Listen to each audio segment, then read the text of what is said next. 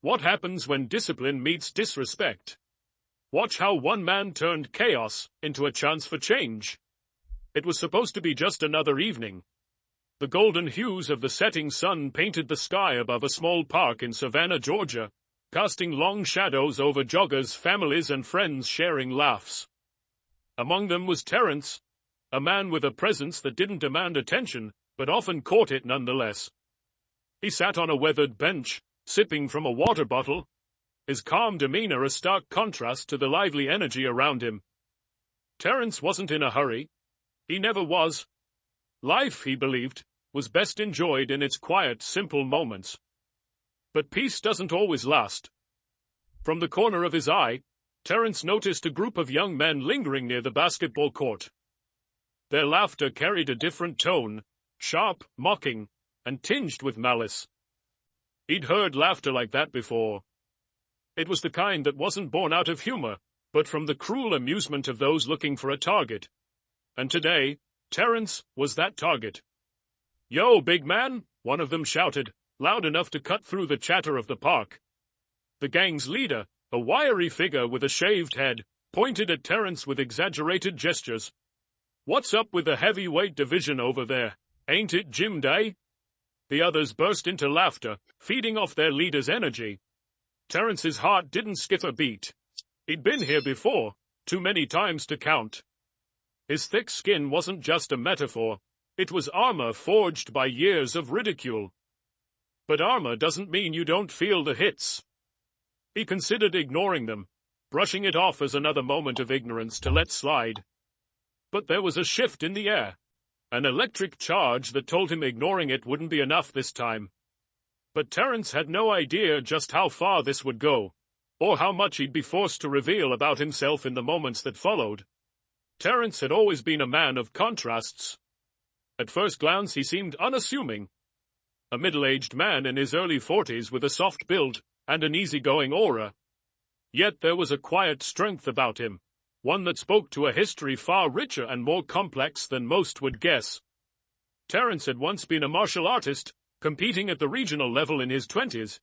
His specialty was Brazilian Jiu-Jitsu, a discipline that required not just brute strength, but immense mental clarity and patience. But life hadn't been kind in recent years.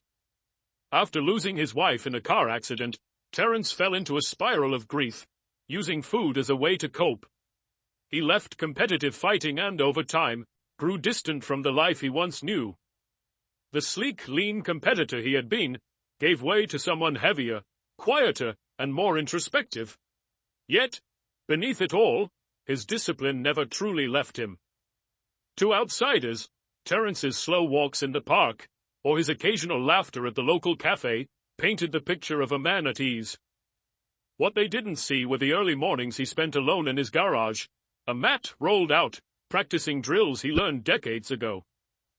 They didn't see the nights when he shadowboxed in the dim light, sweat pouring down his face as he fought not opponents, but the demons of his past. Terrence's relationship with the park was special. It was his sanctuary, a place where he could breathe and feel connected to the world, without being overwhelmed by it. He'd watch the children run, listen to the rhythm of sneakers hitting the pavement, and let himself remember what peace felt like. But not everyone shared his sense of calm.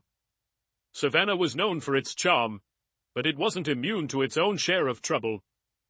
Lately, the local news had been buzzing with stories about a group of young men causing trouble around the area. They weren't hardened criminals, just reckless boys who found power in numbers and chaos. It was the kind of crowd that fed off vulnerability, seeking out anyone they believed wouldn't fight back. And to them, Terrence probably seemed like the perfect target. A big guy, moving slowly, alone. What could he possibly do? But the gang's assumptions couldn't have been more wrong, and they were about to find out just how wrong they were. The mocking laughter grew louder as the gang made their way toward Terrence. There were 4 of them, each one emboldened by the presence of the others.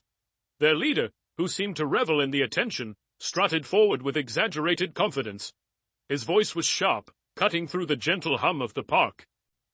"Hey, big man, you deaf, or you just ignoring us?" he called out, smirking as his friends egged him on. Terrence looked up slowly, his expression calm and unreadable.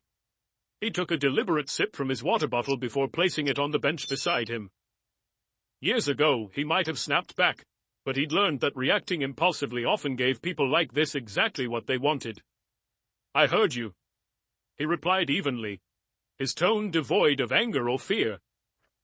"What do you want?" The leader's smirk widened. "What do we want? Well, for starters, maybe some tips on how to bulk up like you. That's a lot of weight to carry around, man. How do you even get off the couch?" The group erupted into laughter, their voices grating and relentless. Terence didn't flinch. He'd been in situations like this before. But then, one of the others stepped forward. A wiry teenager with a baseball cap turned backward and shoved Terence lightly on the shoulder. "You're in our park, man. Maybe you should keep walking before we make you." The shove was nothing compared to the blows Terence had taken in his training days, but it wasn't about the force. It was about the intent. He could feel the heat rising in his chest, but he forced himself to stay still. Violence wasn't his first choice, not anymore. "I'm not looking for trouble," Terence said, his voice low but steady. "Just let me enjoy my evening, and I'll leave you to yours." But bullies don't back down when they think they've found easy prey. Instead, they pushed harder. The leader grabbed the water bottle from the bench and threw it to the ground, its contents spilling over the pavement. "Oops," he sneered. "Looks like your evening just got a little worse." Terence stood up slowly. His full height towered over the group, and for a brief moment, there was a flicker of hesitation in their eyes. But it passed as quickly as it came. They weren't afraid of size. They were counting on the fact that Terence wouldn't fight back. But this wasn't about fear or intimidation for Terence. It was about control. Control of the situation. Control of himself. He glanced at the water bottle on the ground, and then back at the group. "This is your last chance," he said, his voice firm but calm. "Walk away." The leader laughed, a forced sound that betrayed his unease. "Or what? You gonna sit on us?" That was it. The moment everything shifted. One of the boys lunged forward, reaching for Terence's arm. The move was sloppy, uncoordinated, a mistake Terence's instincts caught instantly. He sidestepped, grabbed the boy's wrist, and twisted just enough to send him sprawling to the ground. The gang's laughter stopped cold. But this wasn't the end. It was just the beginning of something they would never forget. The silence that followed was deafening. The boy on the ground clutched his wrist, groaning in pain but not seriously hurt. Terence hadn't applied enough pressure to injure him, just enough to send a message. The others stood frozen for a moment, unsure of what to do. Then, as if on cue, they rushed at him together, hoping their numbers would overpower him.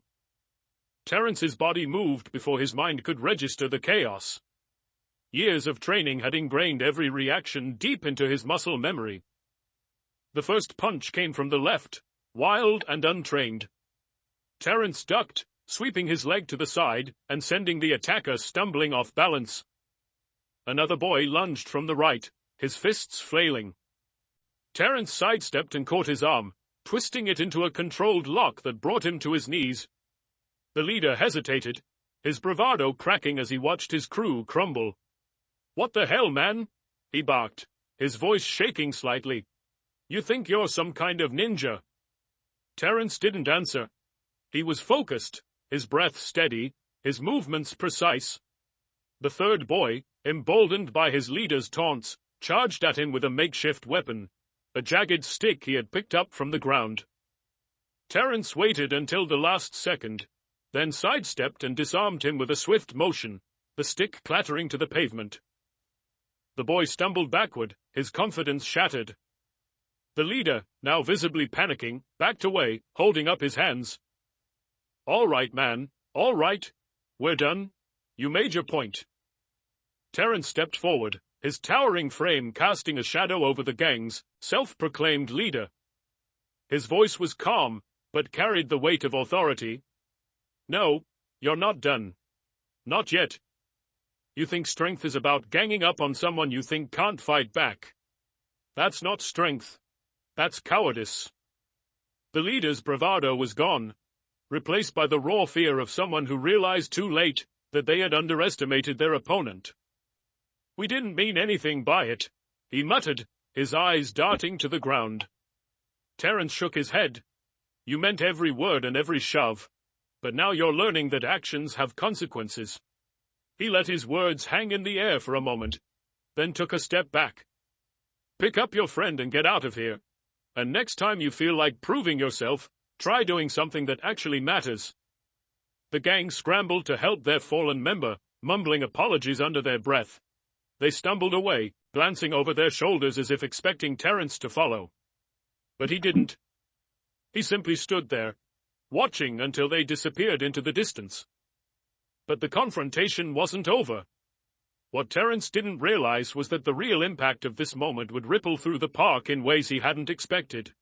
As the gang disappeared, the stillness in the park was almost eerie. All eyes were on Terence now. Parents who had pulled their children close during the commotion began to loosen their grips. Runners slowed their pace, and conversations that had paused mid-sentence didn't resume. The park had transformed into a silent audience, processing what they had just witnessed. Terence exhaled deeply, shaking off the tension from his body. He bent down to pick up his water bottle, now lying empty and crumpled on the ground. As he straightened up, a voice called out from behind him. "That was something else," an older man said, stepping forward cautiously. He wore a faded baseball cap and had the weathered look of someone who'd spent years working outdoors. "You handled that better than most would have." Terence gave him a small nod, unsure of what to say. He wasn't looking for praise or recognition, but he could feel the weight of the community's eyes on him. A young woman approached next, holding a toddler in her arms. "Are you okay?" she asked, her voice tinged with concern. "They didn't hurt you, did they?" "I'm fine," Terence replied, his tone even. "I just didn't want things to get out of hand." From the edge of the park, someone clapped. It was a slow, deliberate sound that quickly grew as others joined in. The applause wasn't thunderous, but it carried a strange mix of admiration and gratitude. Terence felt his cheeks grow warm. He wasn't used to being the center of attention, and this wasn't how he wanted it. But not everyone was celebrating. A man in a business suit who had been watching from a bench stood up and approached Terence with a furrowed brow. "You think that was the right way to handle it?" he asked sharply. "What if they had weapons? What if someone else had gotten hurt?" Terence met his gaze, unflinching. "And what would you have done?" he asked simply. The man opened his mouth to respond, but then hesitated. He didn't have an answer. A murmur spread through the crowd, a mix of agreement and lingering doubts. People began to voice their thoughts, some praising Terence for standing up to the bullies, others questioning whether the confrontation could have been avoided altogether. The park, once a quiet haven, had become a forum for a much larger conversation. Terence raised a hand, silencing the chatter. "Look," he said, his voice steady but firm. "I didn't want this to happen, but I wasn't going to let them walk all over me either.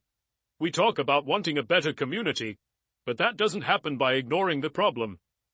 Sometimes standing your ground is the only way to teach a lesson." The crowd fell silent again, his words sinking in. A few nodded in agreement. Others exchanged uneasy glances, grappling with their own feelings about what had unfolded. But this wasn't just about the fight. It was about what came next, and Terence knew he had to be the one to start that conversation. As the park slowly returned to its usual rhythm, Terence found himself surrounded by a small group of people, eager to speak with him. Some wanted to thank him for taking a stand, while others asked questions about how he had stayed so calm in the face of aggression. Terence answered simply with humility, but the truth was clear in every word. Strength wasn't just physical, it was about discipline, control, and knowing when to act. A boy no older than 10 tugged on his mother's sleeve before stepping forward shyly. "Mister, are you like a superhero or something?" he asked, his eyes wide with awe. Terence smiled softly. "No, kid, just a regular guy who doesn't like bullies." The boy grinned, and his mother gave Terence a grateful nod. But as the crowd thinned, one of the park's regulars, a schoolteacher named Angela, lingered behind. She approached Terence, her expression thoughtful. "You know," she began, "what you did today was more than self-defense. Those kids, they've been harassing people here for weeks, and no one's known how to stop them. Maybe what they needed was to be reminded they're not invincible." Terence sighed, his gaze drifting to the path where the gang had retreated. "I hope they take this as a wake-up call," he said. "But what they really need is someone to show them a better way. They're just kids, lost and looking for a sense of power. I've been there too." Angela tilted her head, curious. "What do you mean?" He hesitated, then said, "When I was younger, I had my fair share of anger. Life wasn't easy, and I lashed out. Martial arts taught me discipline, gave me focus, and helped me see there was a better way to handle life's challenges. Maybe if someone reached out to those boys before they got to this point, things could have been different." Angela considered his words, a flicker of inspiration crossing her face. "Maybe it's not too late. What if you're the one to show them that way?" Terence chuckled, shaking his head. "I'm no mentor. I barely know what I'm doing half the time." "None of us do," Angela replied with a smile. "But you've got something they don't, a chance to teach them what strength really looks like." Her words stayed with Terence long after she left. As the sun dipped below the horizon, painting the park in shades of twilight, he sat back down on the bench, lost in thought. Strength wasn't just about standing your ground. It was about lifting others up, even those who had tried to knock you down. The next day, Terence made a decision. He visited the local community center and spoke to the director about starting a self-defense and mentorship program for troubled youth. It wouldn't fix everything, but it was a start, and sometimes that's all it takes to change a life. This story isn't just about standing up to bullies. It's about finding the strength within ourselves to create change, even when it's hard. If this story moved you, take a moment to reflect on how you can make a difference in your own community. And don't forget to subscribe for more stories like this, where everyday moments remind us of the extraordinary power of courage and compassion.